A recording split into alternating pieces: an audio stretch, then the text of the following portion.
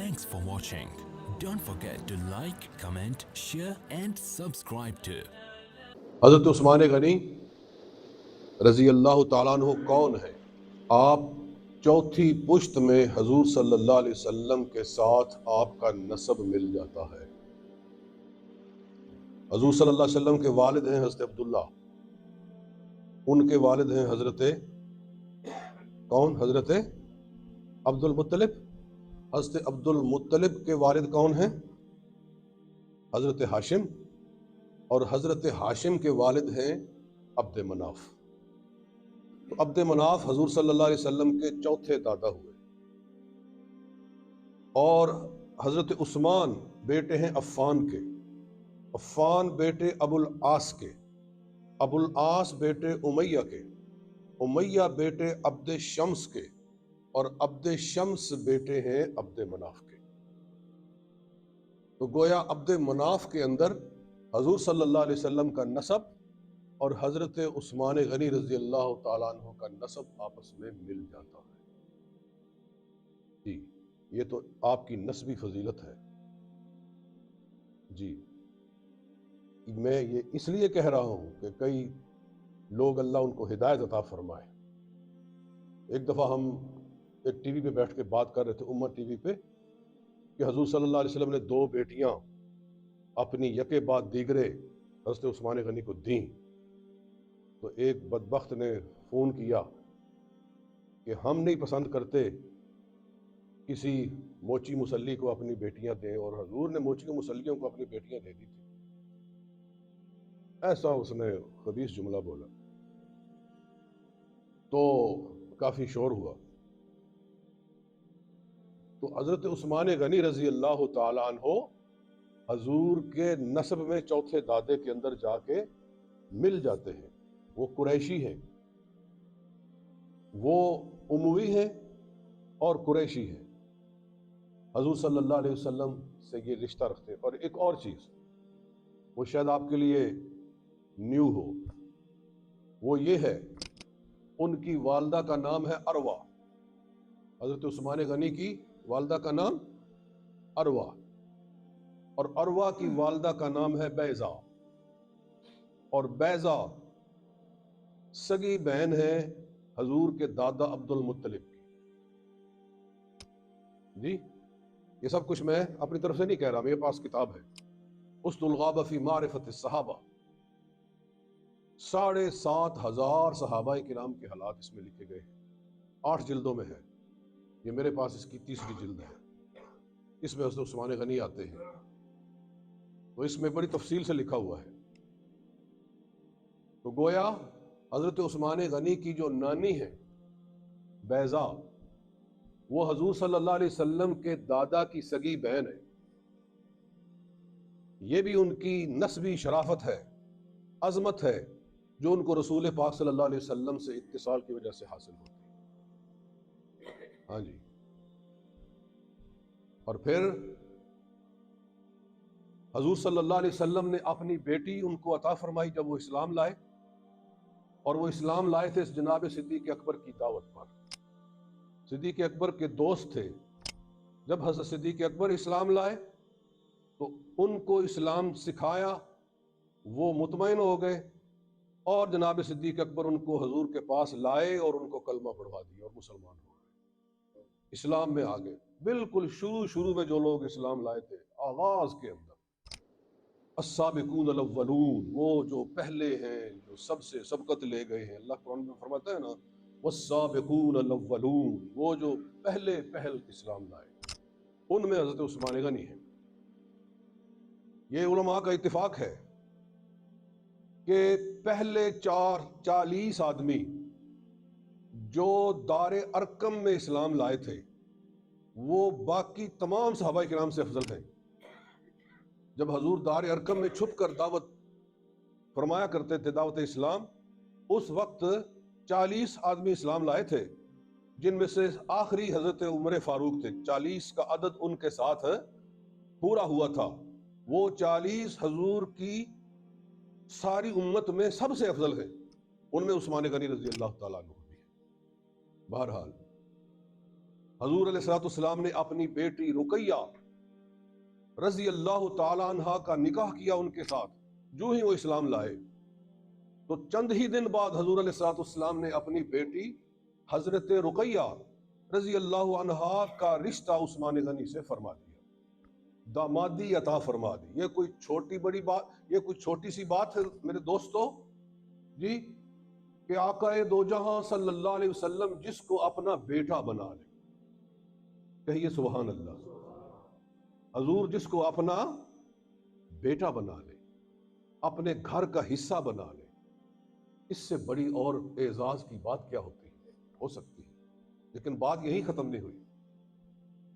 حضرت رقیہ عثمان غنی رضی اللہ تعالیٰ عنہ کے رشتے میں رہی, ان کی زوجیت میں رہیں, ہجرت فرمائی. حضرت عثمان نے اور حضرت رقیہ نے دونوں نے حبشہ کی طرف ہجرت کی. حبشہ کی طرف سب سے پہلے ہجرت کرنے والے عثمان غنی تھے, کیونکہ پہلے 12 آدمیوں نے ہجرت کی تھی اور اس کے بعد پھر 80 آدمیوں نے ہجرت کی تھی. پہلے 12 آدمیوں نے, اس کو ہجرت اولا کہتے ہیں, پہلی ہجرت, اسلام کی سب سے پہلی ہجرت وہ 12 آدمیوں کی تھی. اور ان 12 میں سے سب سے پہلے جو مکہ چھوڑ کر نکلے تھے وہ حضرت عثمان غنی رضی اللہ تعالیٰ. ہجرت کا نقطہ آغاز ہے حضرت عثمان غنی رضی اللہ تعالیٰ. بہرحال پھر وہاں سے واپس آ گئے, پھر مکہ میں رہے, پھر ہجرت مدینہ ہوئی, مدینہ شریف کی طرف لوگوں نے ہجرت کی. تو حضرت عثمان غنی اپنی زوجہ حضرت رقیہ کے ساتھ ہجرت کر کے مدینہ شریف پہنچے, اور حضرت حسان ابن ثابت رضی اللہ تعالیٰ عنہ جو درباری شاعر تھے حضور صلی اللہ علیہ وسلم کے, ان کے گھر میں جا کر رہے چند دن. پھر اللہ تعالیٰ نے اپنا مکان دیا تو اپنے مکان میں چلے گئے. پھر پہلی جنگ ہوئی جس کو کہتے ہیں جنگ بدر, پہلی جنگ ہوئی. تو رسول اللہ صلی اللہ علیہ وسلم جب جنگ کے لیے نکلے تو آپ کی بیٹی حضرت رقیہ جو کہ بیوی ہیں حضرت عثمان غنی کی رضی اللہ تعالیٰ عنہ کی, وہ موت و حیات کی کشمکش میں تھی, موت و حیات کی کشمکش میں تھیں. ایسے میں حضور صلی اللہ علیہ وسلم جنگ کے لیے اللہ کے دین کی سربلندی کے لیے گھر سے نکلے. یعنی سرکار نے کیسی کیسی مشکلات دیکھی ہیں کہ بیٹی موت و حیات کی کشمکش میں ہو اور باپ اللہ کی راہ میں اس کے دین کو سر بلند کرنے کے لیے نکلے. حضور صلی اللہ علیہ وآلہ وسلم تشریف لے گئے, اور جب جنگ فتح حاصل ہوئی, جب جنگ میں اللہ نے غلبہ عطا فرمایا, تو آپ نے ایک آدمی دوڑایا کہ دوڑو اور جا کر بتاؤ مدینہ والوں کو کہ اللہ نے عظیم الشان فتح عطا فرمائی ہے. جس وقت وہ آدمی مدینہ شریف میں داخل ہو رہا تھا, اس وقت حضرت رقیہ کا جنازہ پڑھا جا رہا تھا. حضرت رقیہ کا جنازہ پڑھا جا رہا تھا. رسول پاک صلی اللہ علیہ وسلم ان کے جنازے میں شامل نہیں ہو سکے. حضور ان کی قبر پر آئے, اپنی بیٹی کی قبر پر پہنچے اور قبر پہ کھڑے ہو کر دعا فرمائی. حضرت عثمان غنی بڑے ملول تھے, بڑے پریشان تھے کہ ایک اللہ نے بہت بڑا اعزاز بخشا تھا, وہ مجھ سے چھن گیا. دامادی مصطفیٰ صلی اللہ علیہ وسلم کا اعزاز چھن گیا. سرکار نے ان کو ملول دیکھا تو اپنی ایک بیٹی جس کی شادی نہیں ہوئی تھی حضرت ام کلثوم رضی اللہ تعالیٰ عنہ, ان کا رشتہ حضرت عثمان غنی سے فرما دیا. دوسری بیٹی کا رشتہ فرما دیا. وہ صرف 1 سال حضرت عثمان غنی کے نکاح میں رہی اور پھر ان کا بھی وصال ہو گیا. حضرت ام کلثوم کا بھی وصال ہو گیا. تو پھر تو حضرت عثمان غنی کی پریشانی کا کوئی عالم ہی نہیں تھا, بہت ہی ملول تھے. تو رسول اکرم صلی اللہ علیہ وسلم نے ایک حدیث ارشاد فرمائی, وہ یہ ہے کہ آقا صلی اللہ علیہ وسلم فرماتے ہیں, سبحان اللہ, ابھی میرا ادھر نظر نہیں گئی تھی کہ اس کا راوی کون تھا. سمیت علی ابن ابی طالب, عقبہ بن علقمہ کہتے ہیں کہ میں نے سنا حضرت علی ابن ابی طالب مولا علی المرتضی شیر خدا رضی اللہ تعالیٰ عنہ سے. حضرت مولا علی کہتے ہیں سمیت رسول اللہ صلی اللہ علیہ وسلم, میں نے سنا رسول پاک صلی اللہ علیہ وسلم سے, آپ نے فرمایا حضرت عثمان کو, لو ان لی 40 بنتا زوجت عثمان واحدۃ بعد واحدۃ حتی لا یبقى منہن واحدۃ، اے عثمان اللہ کی قسم اگر میری 40 بیٹیاں ہوتی اور یکے بعد دیگرے فوت ہوتی تو میں سب کا نکاح یکے بعد دیگرے تیرے ساتھ ہی کرتا چلا جاتا۔ یہ صرف ان کو خوش کرنے کے کہ اب میری بیٹی اور کوئی نہیں، اگر بیٹی ہوتی تو میں ان سب کا نکاح تیرے ساتھ ہی کر دیتا، کیونکہ حضور صلی اللہ علیہ وسلم کی 4 بیٹیاں تھیں۔ کتنی؟ 4۔ سب سے پہلی بیٹی بلکہ سب سے پہلی اولاد حضور صلی اللہ علیہ وسلم کی حضرت زینب تھی، ان کا نکاح آپ نے ابو العاص سے کیا تھا، اور سب سے چھوٹی بیٹی سرکار کی جناب خاتون جنت حضرت فاطمہ الزہرا رضی اللہ تعالیٰ عنہ، ان کا نکاح مولا علی المرتضیٰ شیر خدا سے کر دیا تھا، اور جو درمیان والی 2 بیٹی ہیں ان کا نکاح حضرت عثمان غنی رضی اللہ تعالیٰ عنہ سے یہ کے بعد کیا۔ تو یہ عثمان غنی رضی اللہ تعالیٰ عنہ کا اعزاز۔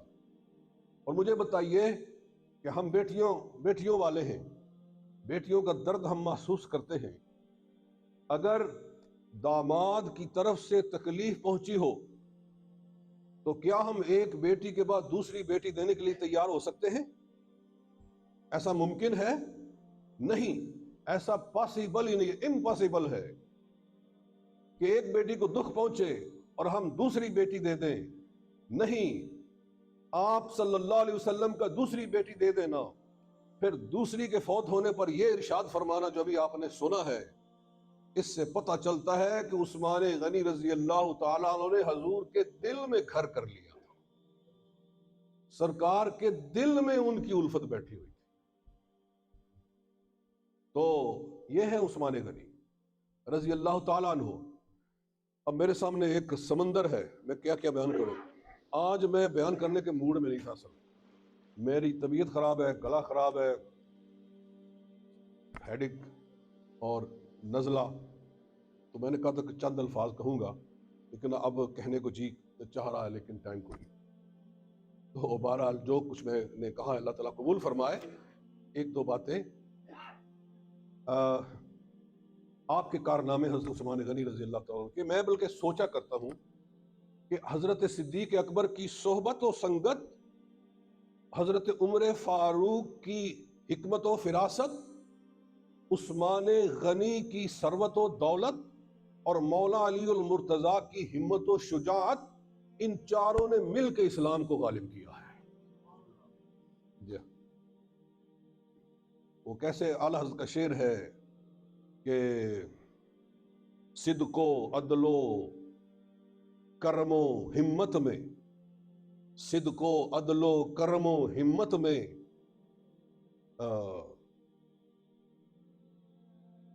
شعر میرے ذہن میں پھر رہا ہے کہ ان چاروں کے کیا نصیبے ہیں ان چاروں کے۔ تو دوستو بہرحال جب بھی مال کی ضرورت پڑی حضور صلی اللہ علیہ وسلم کو، تو سب سے پہلے کس کا مال حاضر ہوتا تھا؟ عثمان غنی رضی اللہ تعالیٰ عنہ کا۔ مسجد نبی حضور صلی اللہ علیہ وسلم نے بنا دی، چھوٹی سی جگہ پہ بنائی تھی، تو جلدی ہی وہ لوگوں کے لیے ناکافی ہو گئی۔ تو حضور علیہ الصلوۃ والسلام نے مسجد نبوی کے منبر پر ارشاد فرمایا، کون ہے جو میرے ساتھ جنت کا سودا کرتا ہے، مسجد کے ساتھ جگہ ہے اس کو مسجد میں شامل کر دے اور میرے ساتھ جنت کا سودا کر لے، مجھ سے جنت لے لے، خرید لے اور مسجد میں اس جگہ کو شامل کر دو۔ عثمان غنی رضی اللہ تعالیٰ نے اس کو خریدا اور مسجد میں شامل کر دیا، اور پھر آپ کا مال ہر موقع پر کام آتا رہا۔ اللہ نے مال دیا تھا اور مال سے زیادہ دل عطا فرمایا تھا۔ مال اللہ تعالیٰ بڑے لوگوں کو عطا فرماتا ہے، اللہ تعالیٰ مال عطا فرمائے تو ساتھ میں دل عطا فرمائے۔ علامہ اقبال فرماتے ہیں، حیدری فقر ہے نہ دولت عثمانی ہے، تم کو اسلاف سے کیا نسبت روحانی ہے۔ فقر ہو تو حیدر کرار جیسا ہو اور مال ہو تو عثمان غنی جیسا ہو۔ تو غزوہ تبوک، آخری بات، غزوہ تبوک کی بات آئی، بہت لمبا سفر تھا، سواریاں نہیں تھیں، تو عثمان غنی رضی اللہ تعالیٰ عنہ نے فرمایا پہلے کہ میں 100 سواروں کی سواریاں اور ان کا ساتھ میں ان کا ساز و سامان جتنا ہے وہ سارا میں اپنے ذمہ لیتا ہوں۔ حضور نے فرمایا پھر کوئی بولے، پھر عثمان غنی کہا میں 200 کا اپنے ذمہ لیتا ہوں۔ پھر حضور نے فرمایا کوئی اور بولے، پھر کوئی نہیں، پھر عثمان غنی یا رسول اللہ میں 300 سواروں کی ذمہ داری اپنے اوپر لیتا ہوں، ان کی سواریاں بھی دوں گا، ان کے آنے جانے کا کھانے پینے کا سارا ذمہ اپنے اوپر لیتا ہوں، ان کا پورا خرچہ 300 مجاہدوں کا میں اپنے سر پر لیتا ہوں۔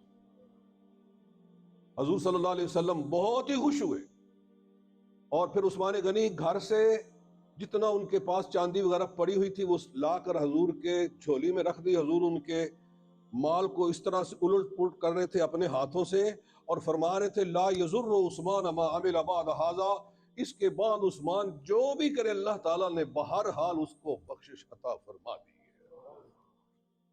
بہت ہی حضور خوش ہوئے۔ اور آپ یہ بھی جانتے ہیں کہ جب حضرت جناب خاتون جنت رضی اللہ تعالی عنہا کی شادی ہوئی تھی تو شادی کا سارا خرچہ کس نے اٹھایا تھا؟ جی آپ نے سنا ہے کہ نہیں؟ حضرت مولا علی المرتضیٰ کی شادی کا جتنا خرچہ تھا وہ عطا کرنے والے کون تھے؟ حضرت عثمان۔ جب حضور نے رشتہ عطا فرمایا تو حضرت علی سے فرمایا کہ گھر کے اخراجات اور گھر میں کچھ چیزوں کے لیے تیرے پاس کوئی پیسے ہیں؟ تو عرض کیا میرے پاس پیسے تو کوئی نہیں، میری تلوار ہے۔ اور میں نہیں، تلوار کی تو ضرورت ہے تجھ کو، مجاہد ہے تو، کوئی اور چیز ہے؟ کہا یا رسول اللہ، عرض کیا یا رسول اللہ میرے پاس میری زرہ ہے۔ اور میں ٹھیک ہے زرہ بیچو، اور زرہ بیچ کے اس کے پیسے لاؤ۔ تو وہ زرہ بیچنے کے لیے نکلے تو پورا مدینہ شریف ان کی نظروں میں گھوم رہا تھا، لیکن سارا مدینہ چھوڑ کر حضرت عثمان غنی کا دروازہ جا کے کھٹکھٹایا اور کہا پہلے تو مبارک ہو، مجھے رسول اللہ نے رشتہ عطا فرمایا اور میں اپنی زرہ بیچنے کے لیے آیا ہوں، شادی کے اخراجات کے لیے۔ تو کتنے کی بیچو گے؟ کہا 40 درہموں کی۔ کتنے؟ 40 درہموں کی۔ وہ اندر سے گئے اور 400 درہم لے کر آئے۔ کتنے؟ 400، اور لا کر جھولی میں ڈالے۔ تو وہ 400 حیران ہو گئے کہ میں نے 40 مانگے، انہوں نے 400 دے دیے۔ تو کہا کہ سب لے جائیں، یہ میری طرف سے تحفہ ہے۔ وہ لے کر نکلے تو پیچھے سے عثمان غنی نے آواز دی۔ آپ نے مڑ کے دیکھا، نہ جانے کیا خیال آیا ہے دل میں کہ پھر مجھے بلایا ہے۔ کہا کیا ہوا، کیا بات ہے؟ کہا کہ قریب آئیے، یہ زرہ اب میری ہوگی، پیسے آپ کے ہو گئے؟ کہا بالکل پیسے میرے ہو گئے، زرہ عثمان کی ہو گئی۔ حضرت عثمان نے کہا یہ زرہ بھی میری طرف سے اپنا تحفہ وصول کر لیجیے، زرہ بھی آپ کے اوپر جچتی ہے۔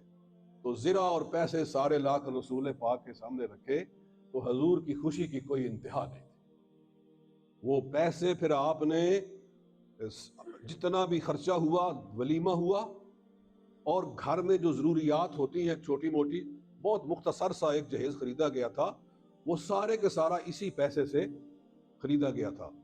اور یہاں سے ایک اشارہ ملتا ہے کہ یہ جہیز دینا لڑکی والوں کا کام نہیں ہے، یہ لڑکے کی ذمہ داری ہے۔ جی ہاں، آج الٹا ہو گیا ہے کام کہ لڑکی والے جہیز دیں، اور لڑکی والوں کے لیے کیا عذاب ہے کہ وہ جہیز دیں۔ گھر کا خرچہ جب مرد نے برداشت کرنا ہے تو گھر کا سامان اس کو جو ہے جمع کرتے ہوئے تکلیف ہوتی ہے۔ جی خرچہ جب دینا ہے تو گھر کی جو چیزیں ہوتی ہیں وہ بھی تو اسی کی ذمہ داری ہے نا۔